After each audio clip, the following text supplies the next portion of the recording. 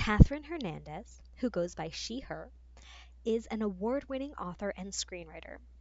She is a proud queer woman who is of Filipino, Spanish, Chinese, and Indian descent, and married into the Navajo Nation.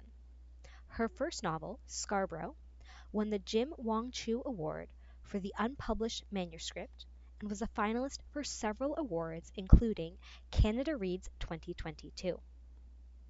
She wrote the screenplay for the film adaptation of Scarborough, which was nominated for 11 Canadian Screen Awards and won 8, including Best Picture and Best Adapted Screenplay. Her second novel, Crosshairs, was shortlisted for the Toronto Book Award and made the CBC's Best Canadian Fiction, Now Magazine's 10 Best Books, Indigo Best Book, and NBC Best LGBTQ Book List of 2022.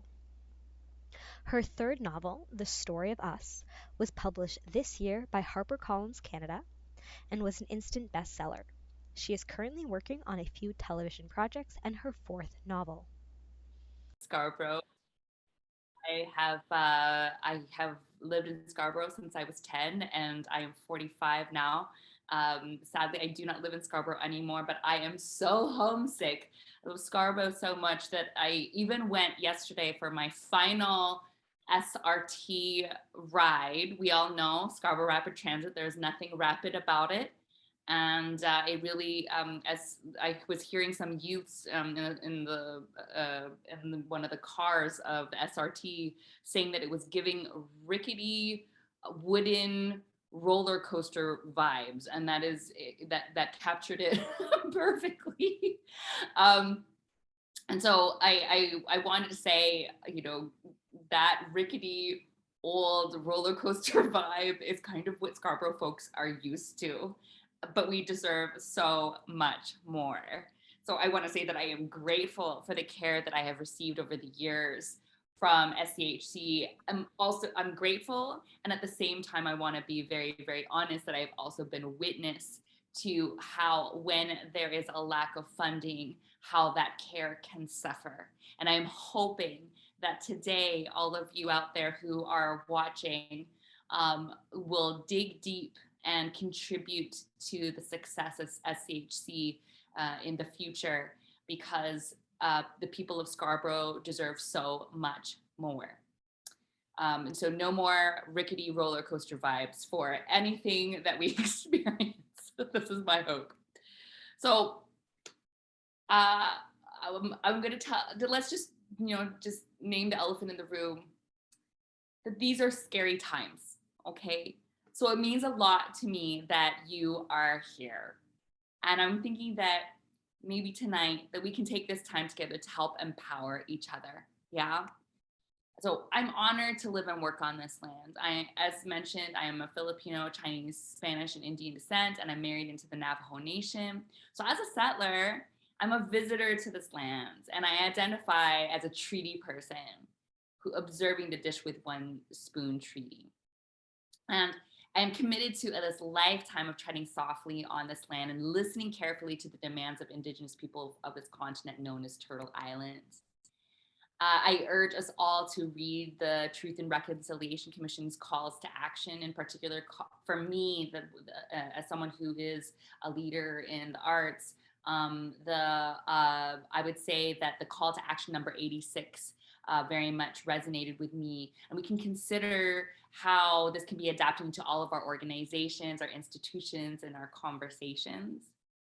And as well, I just want to say that, when it comes to land acknowledgements, I am starting to move away from them and starting to move towards a practice of just saying land back, give land back to Indigenous folks. So my brother-in-law is from the Skoke Nation over in Washington, and he does amazing work on the land. They're trying to revitalize wetlands. And in a mere 5 years, the way that he has revitalized the wetlands is astounding. And we have so much to learn from Indigenous communities across Turtle Island that I would very happily accept their leadership in stewarding the land and healing it, because we are facing imminent disaster as a human race.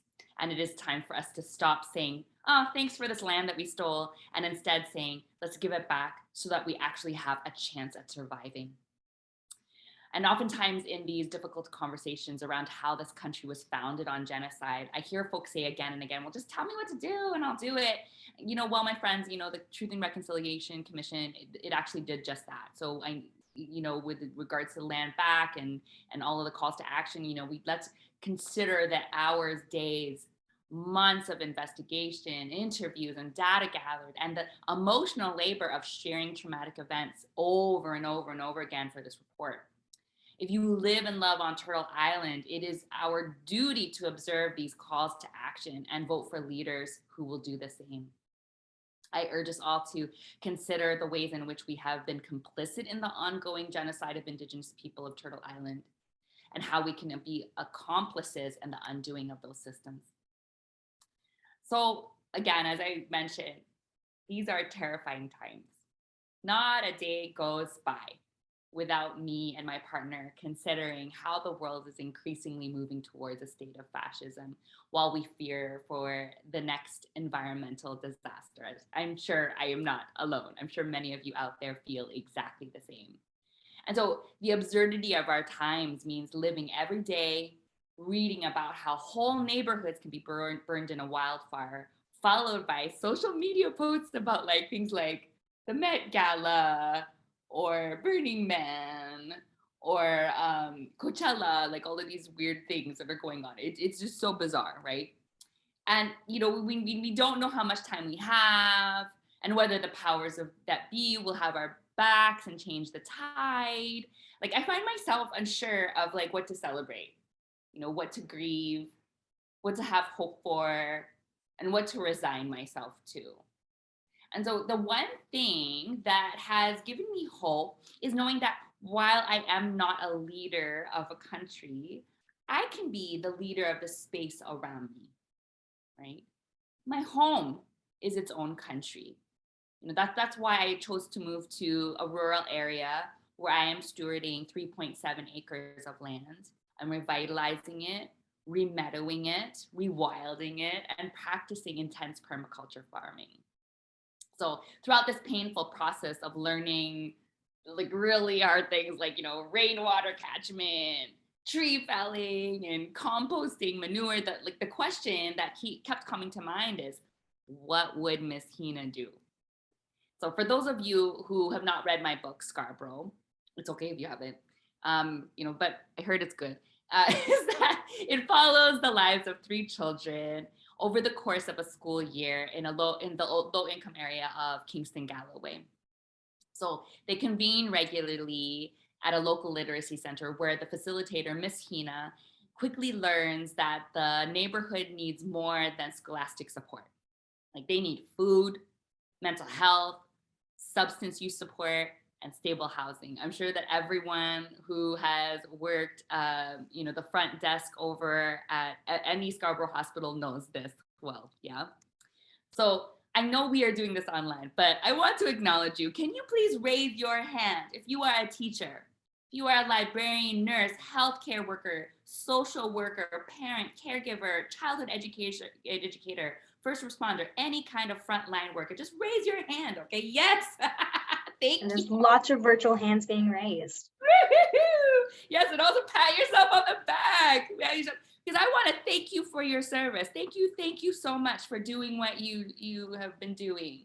Miss Hina is like a lot of you tuning in here. Okay, she's determined, and she uses a lifetime of skills to connect with those around her. She makes a difference. Little did I know that schools throughout the country have used my humble novel as required reading for future frontline workers as they pursue a career caring for communities as an example of true community engagement. So today, I thought that in honor of our efforts to raise funds for SCHC, I thought we would ask ourselves that same question. What would Miss Hina do? And I thought that I would stand before you here to remind you of why you are here.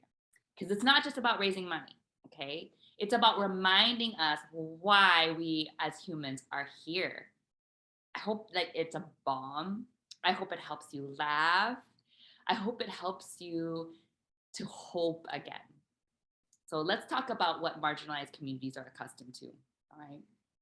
So outsiders not knowing what they want, very accustomed to this. And I need you to understand that this is coming from decades of me working as an arts educator for at promise communities, for ex-child soldiers, for people from the acquired brain injury population, for QT BIPOC, trans youth, people with mental health issues, is that I've done this work, and you all probably know just as much as I do, if not more, is that there are things that these communities are so used to. So they're used to outsiders not knowing what they want.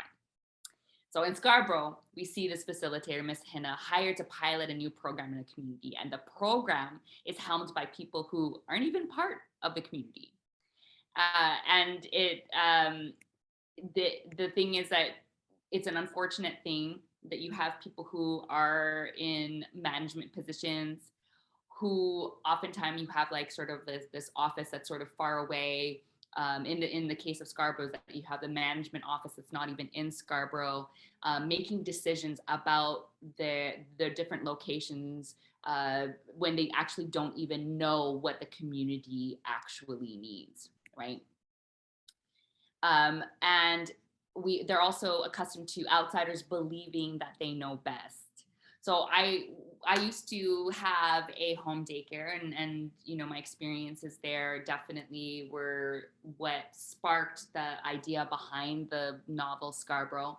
Is that I owned a home daycare as a single mother. We were living hand to mouth, and the one thing that I needed to do was to bring my kids to various play centers and literacy centers, just so that they could play with other children outside of my daycare. And also, it was really awesome because then, you know, as any parent can tell you, it's probably best that anything Play-Doh related doesn't happen in your house, right? And so I remember there was one program that I did where you know, you try to get them to you know, get all their sillies out right before lunchtime, and then it goes into nap. And we usually went to this program in the morning, and I was told, oh well, this is the last time that this program is going to be happening in the mornings, and then it's going to be moving to the afternoons, and it's not going to be just for anybody, it's only going to be for fathers.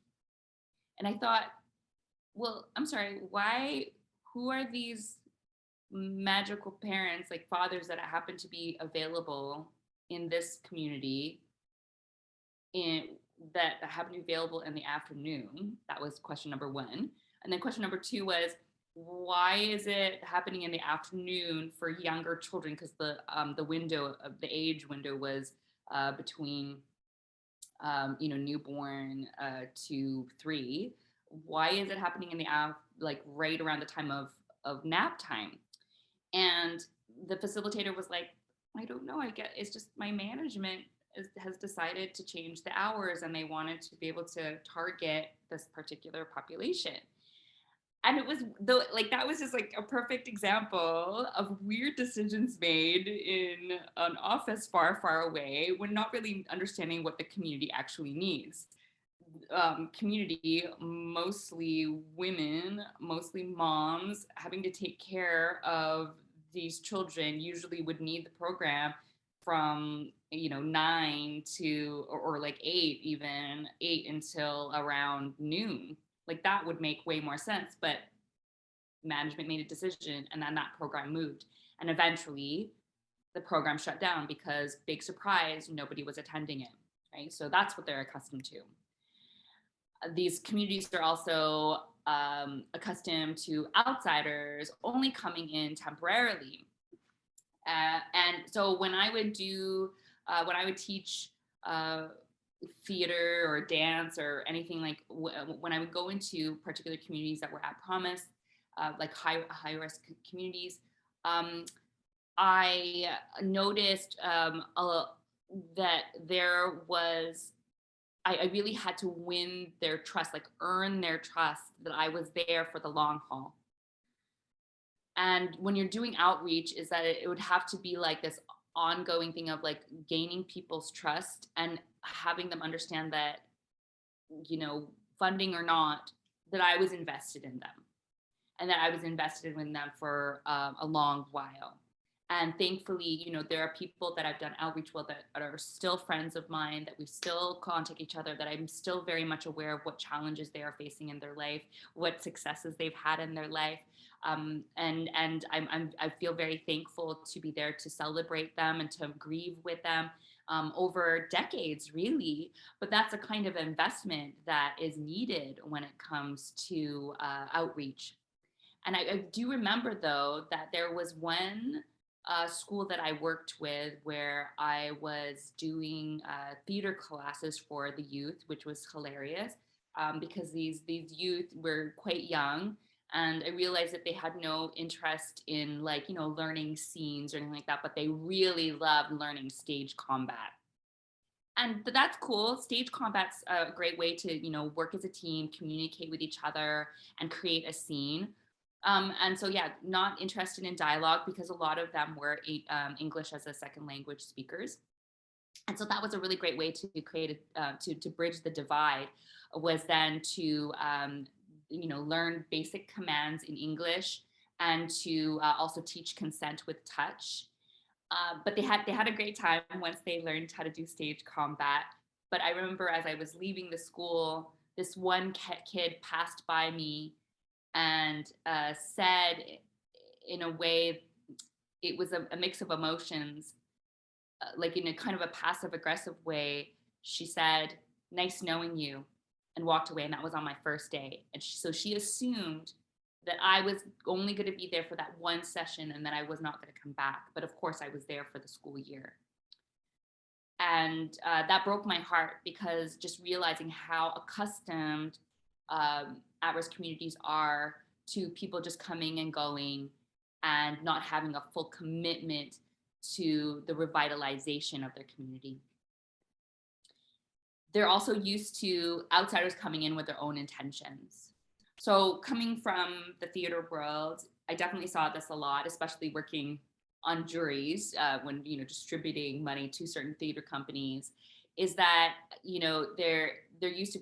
I remember seeing a lot of applications for funding where the grant money would be coming in, and they would want, it was sort of like a make work sort of situation where they're trying to pay their staff a certain amount of funds. There's only a certain amount of time that they can commit to a community, and there's no vision for sustained connection. And so 90% of my job doing outreach to communities was having them understand is like, I'm actually really very much invested in you and invested in your future. And I want to be in touch. I want this to be years long, for as long as you'll have me, because I care about you. But they were not used to that. And so earning people's trust in that way, because they are so used to people just coming in with their own intentions of being able to check these marks off, saying that, yes, we've helped this such and such school that has like a high BIPOC population. They're very much accustomed to that kind of that kind of engagement. They're accustomed to changes in programming, which will affect their access to resources.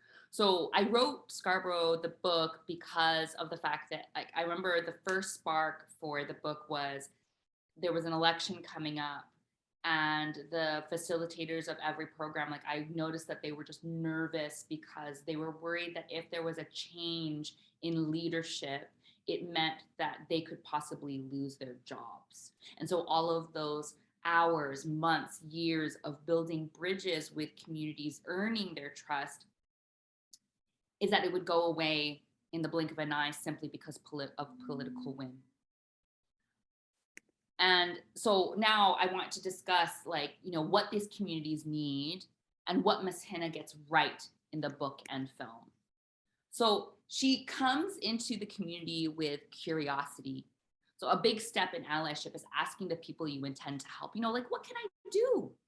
What do you need? Because the answer might surprise you.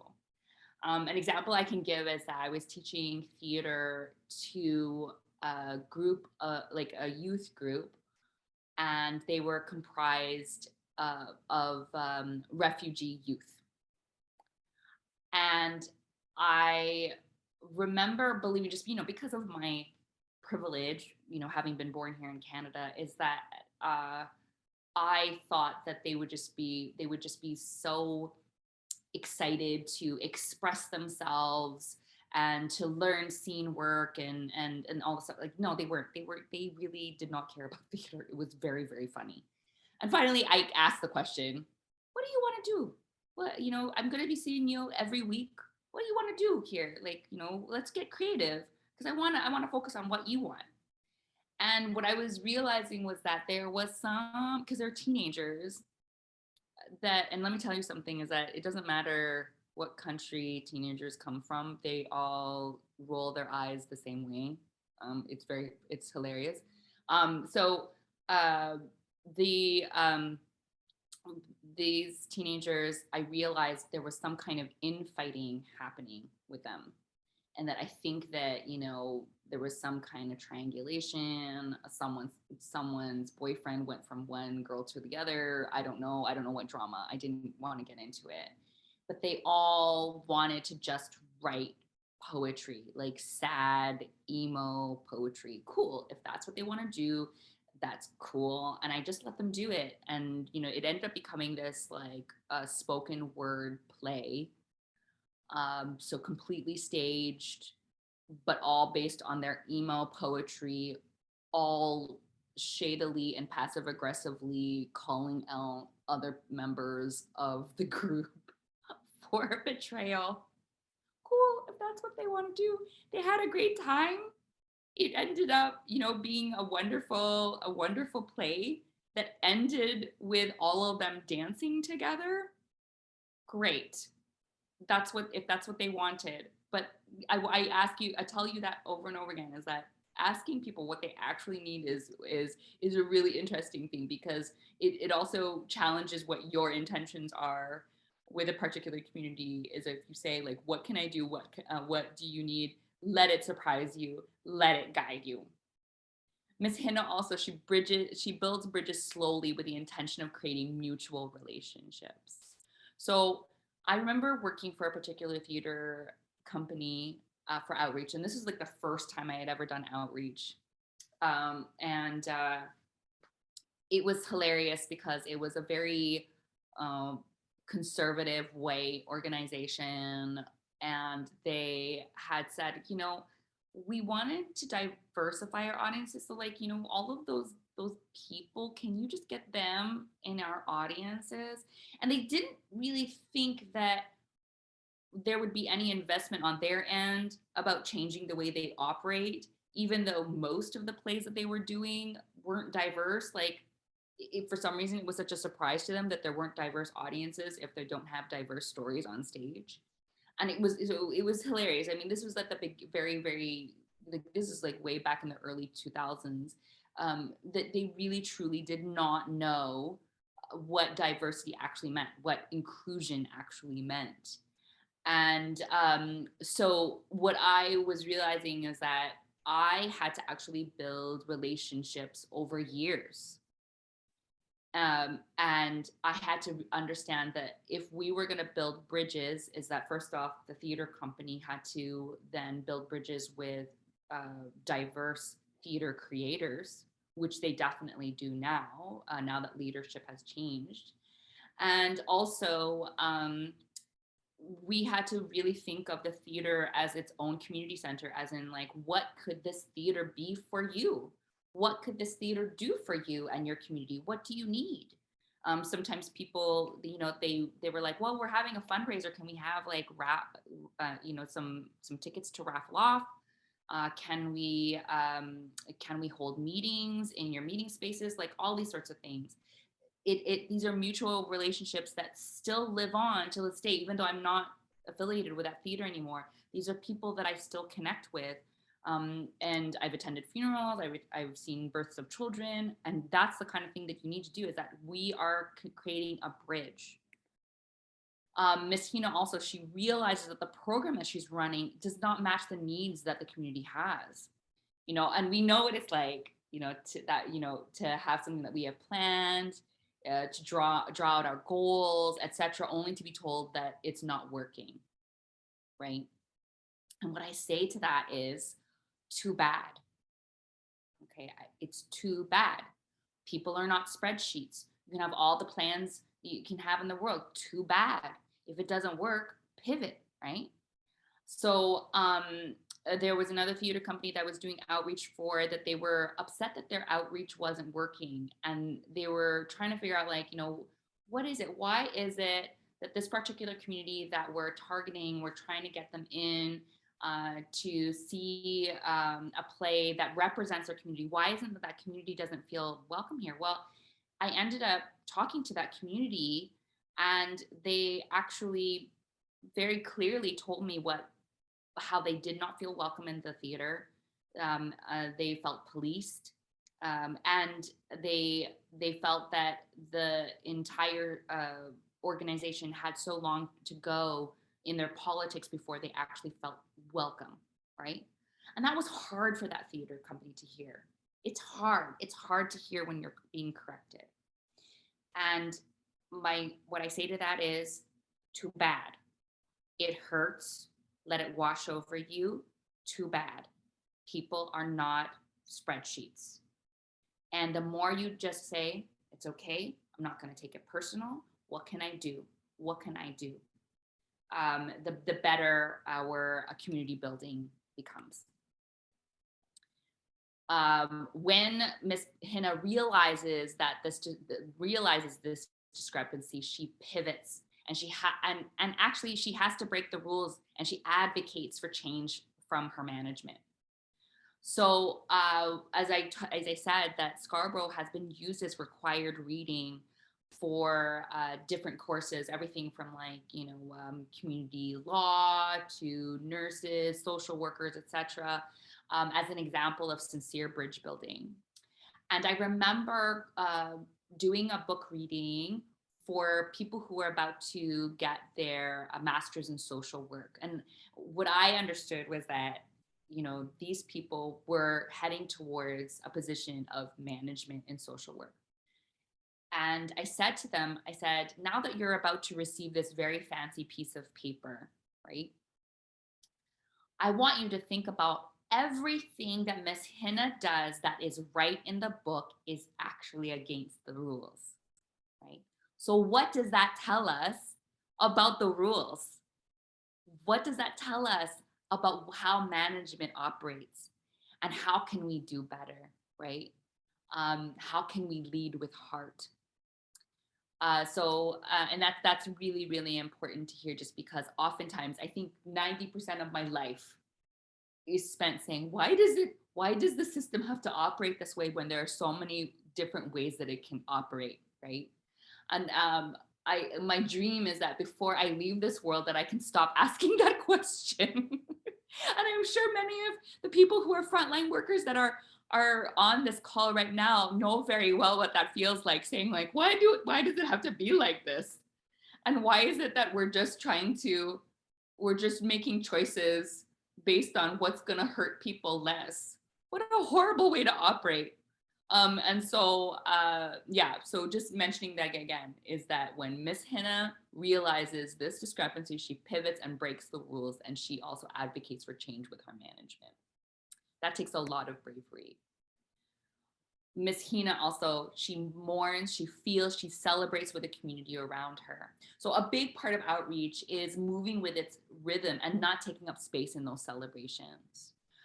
Because if she wants to support the community, she has to be one with the community. So again, going back to those people that I've outreached with, these are people that I have invested my life with because I care about them. It wasn't because of a contract that I cared about them. I care about them because they're humans, and because we are all connected, and that their success means my success, even if we're no longer like fiscally tied. And I have no spreadsheets or anything like that. I don't have any goals, measurable goals. I can't stand that term, the measurable goals in front of me. Like I just care about them. And so some questions that we can ask ourselves is, as embodying Miss Hina, is that, what are my intentions with the people around me? Is it to help people make informed choices?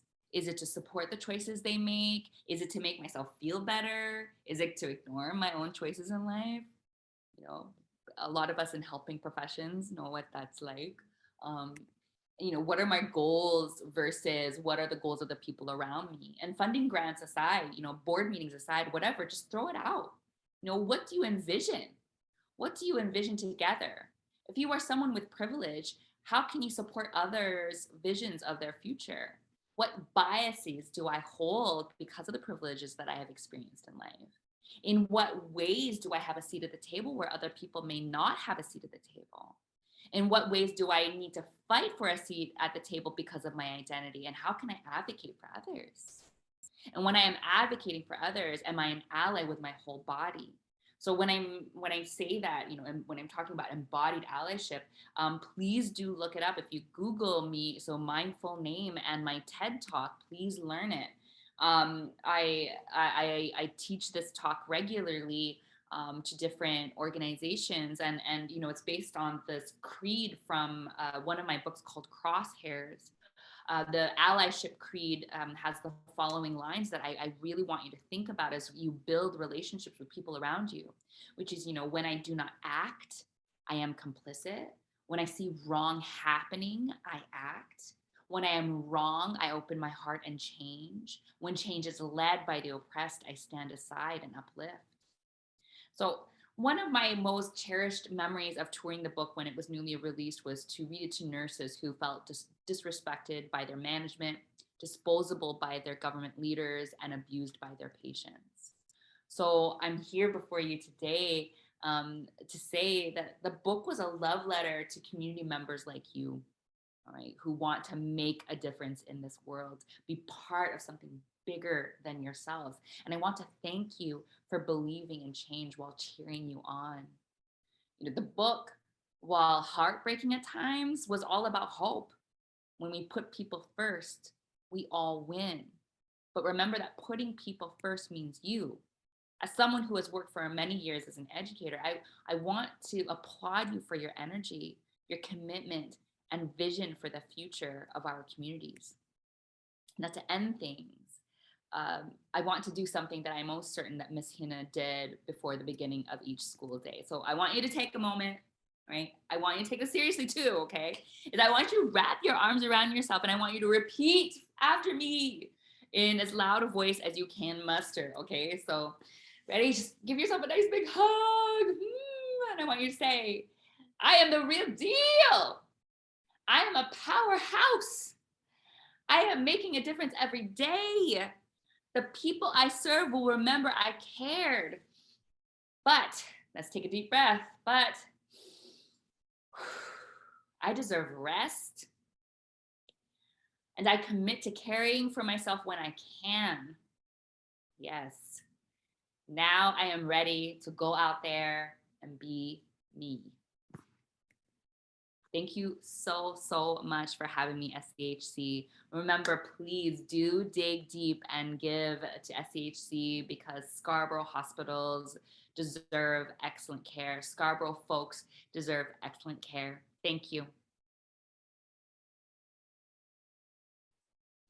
Thank you. And so, as mentioned, we are going to have our live Q&A, so I'm going to stop the recording.